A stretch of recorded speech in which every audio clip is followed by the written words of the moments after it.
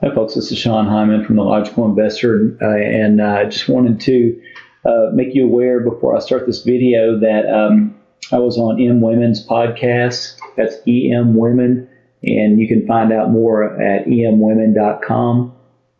And I was interviewed by Stacy Wallace, and I've got some podcasts on iTunes with her, but also on Stitcher and Spotify. So you can use whichever one of those you're most familiar with. They're free. And they're right up there at the top. They just posted, so I wanted to make sure you're aware of those. It's specifically bent towards women in investing, but honestly, guys, it would benefit really anybody and everybody. So I encourage you to listen in and check that out. What I want to talk to you about today was agriculture prices have been going down for many, many years, better part of a decade. And these could be about to bottom.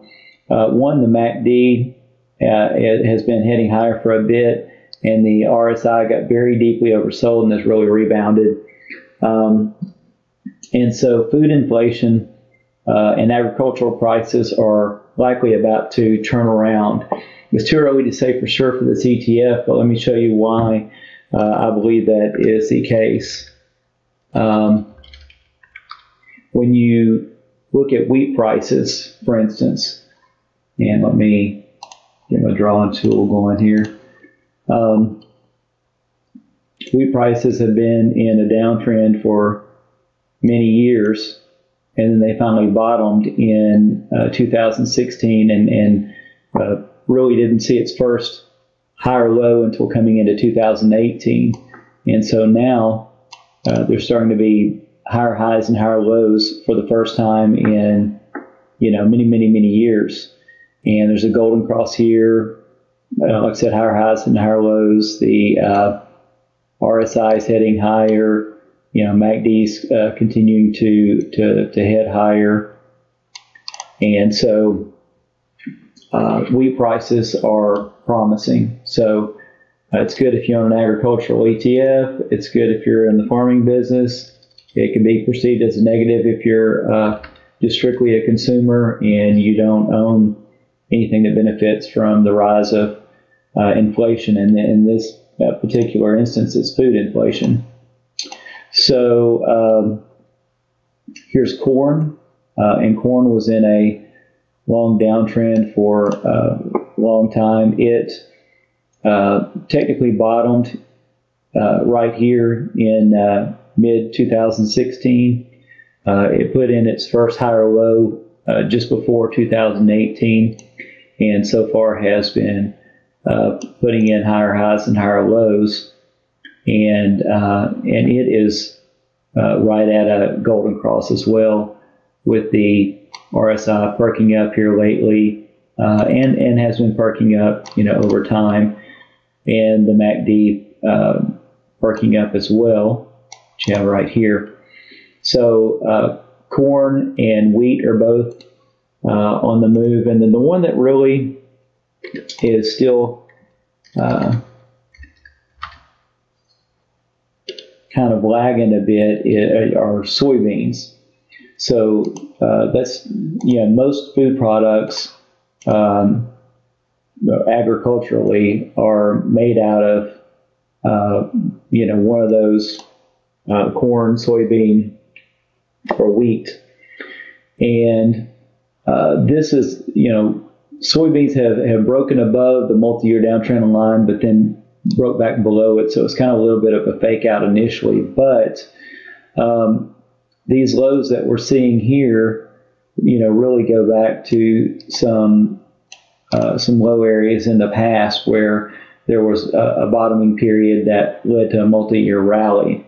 So there's a good chance that we could be in a bottoming phase here for soybeans. And RSI is perking up lately on the weekly chart. We are getting a little bit higher on the MACD when it was in this area and it had this MACD low here. Now we're back in a similar area, if not a little lower, and we've got a higher MACD. So on a buy signal, so that's a good sign as well. So there's a few things that show that we could be turning around on soybeans. Again, it's too early to say for sure, but the price has to confirm it in the end. And with the price coming back and holding above the 50 and 200 week moving average, this would be a first sign. And then with it going on to make a higher high than what we see right here would be a second sign. But I just wanted to point that out because, one, get ready for more food inflation. Commodities have been rallying overall, things like oil, and so energy had spearheaded it. It's kind of a tier one inflation that has gone up, and then you're starting to have metals and things like that firm up. And then lagging, which has been kind of a tier three, has bend food inflation. But food inflation is likely getting ready to turn around and hit higher. So if you're a consumer, find a way to have a little more cushion in your budget to account for some of those increased food prices that will be coming at the supermarket. Just like if you're wise, you're seeing the trend up in oil, and you're providing more cushion in your budget for more expensive gas prices at the pump. So pay things off, save more, spend less discretionarily to make room for that. So that's what you should do if you're a consumer. Hopefully you're a consumer and also an investor if you're listening to this. If you're not, investors have the ability to benefit from the rise in oil prices, the rise in food prices, because they position their assets to benefit from them. So they don't only just have part of their paycheck eaten up by higher gas prices or higher food prices. They also benefit from those higher prices as their portfolios go up because of the benefit that those have with higher oil and food prices. So that's some of the stuff that we do in the Logical Investor. And so I would encourage you to check that out at SeanHyman.com. That's SeanHyman, SeanHyman.com. And in the premium newsletter tab is where I have my newsletters where I guide investors on what to buy, what to sell. And it's true investing. We hold positions for 2 to 4 years. Typically, some will be a little bit longer than that, and a few will be a little bit shorter than that. But it's true investing. Nothing get rich quick about it. It's just good old-fashioned stewardship. And so I'll teach you how to position your assets to benefit from the rising inflation that the Federal Reserve is saying is here, that the government is saying is here, that just the charts themselves are proving is here. Like the CRB index is the chart that tracks a basket of about, I believe it's about 19-20 major commodities. And they finished their downtrend in early 2016, and they have been heading higher ever since then. And it hasn't felt like it because, you had downtrend up till then, and then it was a bit sideways, even though it put in a higher low here than here, up through mid-2017. But what are we starting to see now? We're starting to see even higher accelerated lows and getting ready to go into even bigger highs as we're getting this golden cross on the moving averages, and the RSI has been relentlessly higher, and the MACD heading higher as well. So everything really is confirming this uptrend in commodity prices. So pretty much everything you buy at the store is going to be affected by that. So just know that. One, see it as a warning.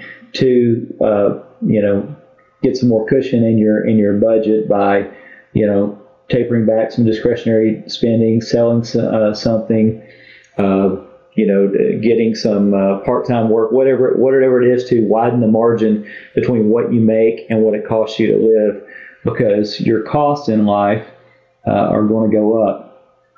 So food and gasoline in particular.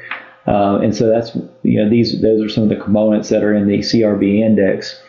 So knowing that, you don't have to wait for government reports to come out and for the Federal Reserve to say inflation's here. You can look at the CRB index and see this moving average trending higher and these higher highs and higher lows, and technical indicators strengthening, showing that the trend is gaining in strength, and it climbing above major moving averages, showing it's getting less resistance and more strong all the time. Those are the things that give us warnings and a head up. And it starts at the wholesale level. And the wholesale level, inflation happens to where you have the rising costs hit the producer. And then they pass those costs along to the consumer in the form of higher prices, or they keep the prices the same and give you less product. Either way, you've paid more for less, or you've just paid more, period, for the same amount. But either way, that translates into inflation for you, which makes your money go less far. So I'm giving you a heads up ahead of time. Prepare if you're a consumer. Consider investing and learning how to position your assets to benefit from the rise of inflation. And thanks so much for watching. And again, check us out at SeanHyman.com. That's SeanHyman.com. Thank you. Bye-bye. God bless.